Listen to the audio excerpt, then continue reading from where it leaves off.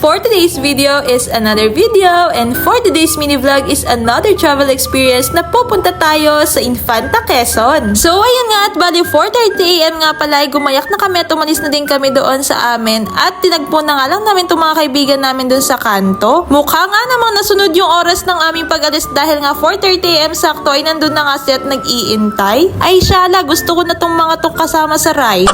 Ang sabi ko nga sa kanila dyan, dahil nga sila galing pa ng San Pablo ay gumayak na sila ng 3:30 AM at para makabiyahin na sila at makarating doon sa amin. At mukha nga namang walang masisirang pagkakaibigan dahil nga dumating sila on time. Malayo-layo nga rin pala itong gagalaan natin at nakadaan na nga rin kami dito sa may pagsanghan papuntang Paete. Bali, ang tatahakin nga pala naming daan ngayon dyan ayon kay Google Map ay yung papuntang Fami. So yun nga, dahil nga ito ay gala, hindi na nga rin maiiwasan dito ang pagkakaligaw-ligaw. Hindi na nga kami naging friendship dyan ni Google Map dahil kung saan-saan na nga kami idinaan.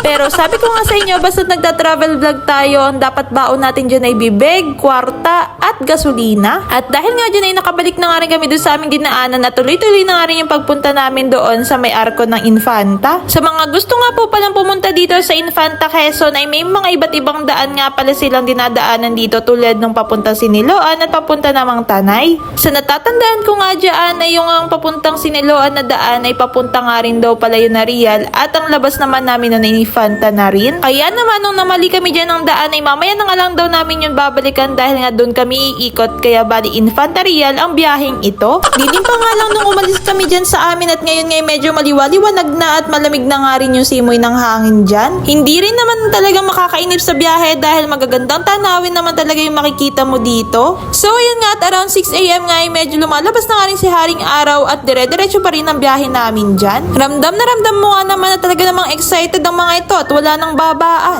At dahil nga sinusundan namin yung binigay na location ni Google Map dyan ay parang napansin namin na dibdib na nga yung dinadaanan namin. Dumaan nga rin pala kami dito sa Barangay Cueva na kung saan hindi ko nga alam kung tutuloy pa ba kami o hindi. At dahil nga nawalan na rin ang signal sa parting ito at hindi na nga namin masundan si Google Map ay dinire-diretso na nga lang namin itong daang ito. Sa pagdire-diretso nga namin na ito na nga ang kinaaray ng mga driver, ang mga lubak. Tawang-tawa nga ako dyan sa mga reaksyon namin dahil wala naman sa napag-usapan na may lubak pala dito. May mga nakasalubong nga din pala kami dyan mga nakamotor at kulang na lamang itawanan kami dahil nga sobrang bagal naming magpaandar. Ay pasensya na ho at barako ho yung inyo, yung amin ay tamang pogi lang. Sa sobrang haba nga naman itong rough road na dinaanan namin ay tamang chill lang dyan at baka naman mainis yung driver namin pag kami nagreklamo pa. Sa mga gusto nga po palang pumunta dito, huwag nyo na po kaming gagayahin at humanap na po kayo ng ibang daan. Pero kahit ganun nga ay masaya pa rin yung mga ganitong bagay na hindi mo ina-expect at sa dulo naman ay ginhawa na ang aming nadatnan. At pagkatapos nga ng mahabang lubak ay tuloy-tuloy na nga rin yung biyahe namin at ito naman ang aming napagmasdan. Sinalubong nga kami nitong makakapal na hamog at sinabayan naman ng malamig na hangin.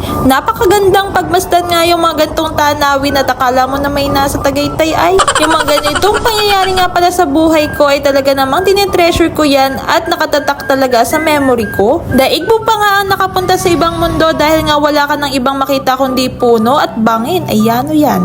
Isang nga rin pala sa na-experience namin dito ay nakakatuwa nga naman dito mag-drive dahil nga walang gaano sasakyan at dire-diretso lang yung aming biyahe.